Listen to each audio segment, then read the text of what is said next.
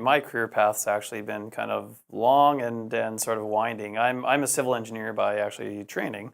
So I graduated in Winnipeg, Manitoba, Canada with a civil engineering degree. Worked for a consulting firm for 5 years, actually started my own consulting firm.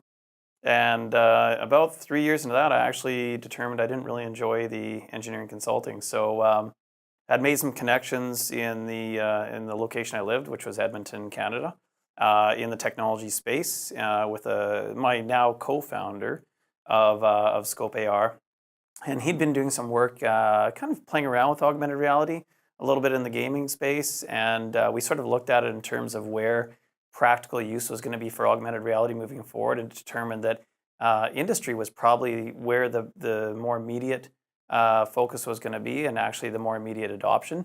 So that's where we started focusing. Scope AR was on developing solutions for industrial clients, and we had some fortunate luck working with companies like Boeing and Toyota and Philips and Atlas Copco at the time, which really sort of led us down the path of developing the products that we have today that are leading the market and making augmented reality actually scalable and practical for our industrial customers. I think that the perception, especially of consumers, is probably very important in the speed of adoption of a technology. So if there's a poor experience in terms of integrating and utilizing a new technology off the start, it's definitely going to perhaps delay larger adoption of a technology like augmented reality. But I think as we start to move forward more in terms of seeing technologies like AR into industry and transitioning down to consumers, there's going to be a lot more immediate successes just because hardware is also caught up to the point where it's supporting AR. So now we're seeing things like Microsoft HoloLens out to the consumers. Google Tango, Apple released AR Kit that supports all hardware devices in integrating computer vision and augmented reality into a more meaningful way. And then Google's releasing AR Core. So I think that the success is going to be much higher now because of kind of the integration of technologies from a hardware and a content side. And with the adoption of industry leading that charge, I think that we will see, moving forward, just a very quick adoption and success because of that with the consumer space.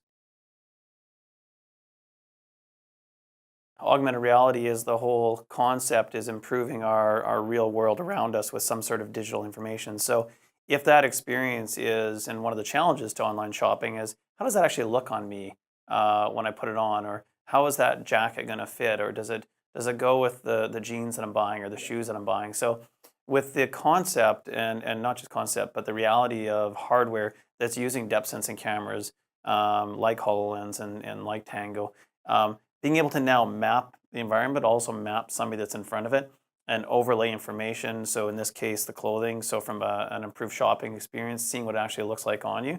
I think that I think that augmented reality is going to impact probably everything that we do.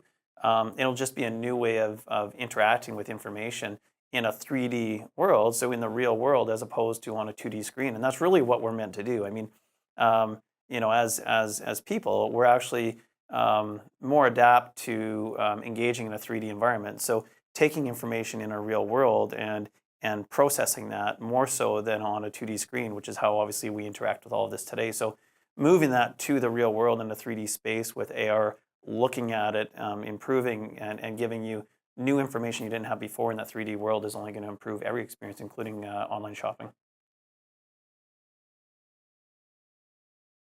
Well, I think that it's going to be something that, because we're seeing Apple and Google and Microsoft and Facebook and Unity and all the big players being involved in, that there is going to be a very fast adoption of AR over the next couple of years. So we're definitely on the base of that, that sort of that hockey stick curve of adoption of this technology.